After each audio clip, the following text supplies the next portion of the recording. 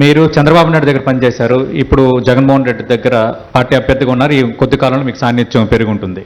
వీళ్ళిద్దరిలో మీరు Difference. పోలికి తెచ్చేటప్పుడు ఎవరికి ఎన్ని మార్కులు వేస్తారు? ఏం గమనించారు ఇద్దరిలో డిఫరెన్స్? ఒకటి, నేను చంద్రబాబు నాయుడు గారితో 2013 జనవరి నుంచి, అంటే అంతకుముందు వేరే రకాలైనటువంటి సాన్నిహిత్యాలున్నా 2013 జనవరి నుంచి వెరీ క్లోజ్గా వర్క్ చేశాను నేను చంద్రబాబు నాయుడు గారితో. Almost like 10.5 years. కానీ జగన్మోహన్ రెడ్డి గారిని నేను ఎప్పుడు కలవాలి అసలు లైఫ్లో. నేను ఒకే ఒకసారి ఆయన కలిసింది ఎప్పుడంటే, యాక్చువల్గా నేను ప్రోటోకాల్ ప్రకారం ఆయన ప్రోగ్రామ్స్లో ఇక్కడ అటెండ్ అవ్వాల్సి ఉన్నా. యాజ్ ఏ ఎంపీ ఆయన ఇక్కడ ముఖ్యమంత్రిగా అనేక ప్రోగ్రామ్స్ చేస్తూ ఉండేవాడు విజయవాడలో.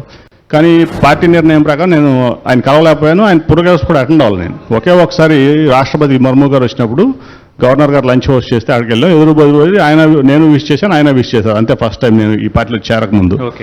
తర్వాత నేను కలిసింది కూడా 4-5 సార్లు కంటే ఎక్కువ లేదు. అది మ్యాక్సిమం ఒకసారి కలిసింది. ఫస్ట్ టైం నేను కలిసినప్పుడు 15-20 minutes పర్సనల్గా ఇద్దరం మాట్లాడుకున్నాం. తర్వాత పెద్ద ఇంటరాక్షన్ లేదు మా ఇద్దరికి.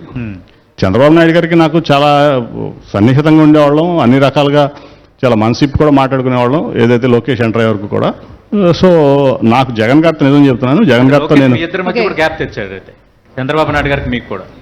పార్టీని లోకేష్ నడిపిస్తున్నారు అంటున్నారు. 2014 నుంచి కూడా మీకు పార్టీని నడిపించేది కానీ అన్నీ కూడా ఏది చంద్రబాబు నాయుడు గారు పొద్దునే డైనింగ్ టేబుల్ దగ్గర ఏదో వాళ్ళిద్దరు మాడుకుని బయటకు వచ్చి మాట్లాడేది ప్రతి ఒక్క మాట కూడా 2014 నుంచి లోకేష్ డెసిషన్స్, లోకేష్ ఒక మాటలు తప్ప ఆయన సొంత నిర్ణయాలు చాలా తక్కువగా ఉన్నాయి పార్టీలో. ఇవాళ టికెట్లలో కూడా మీకు అది క్లియర్గా తెలిసిపోద్ది. ఇవన్నీ లోకేష్ మార్క్ అన్నమాట.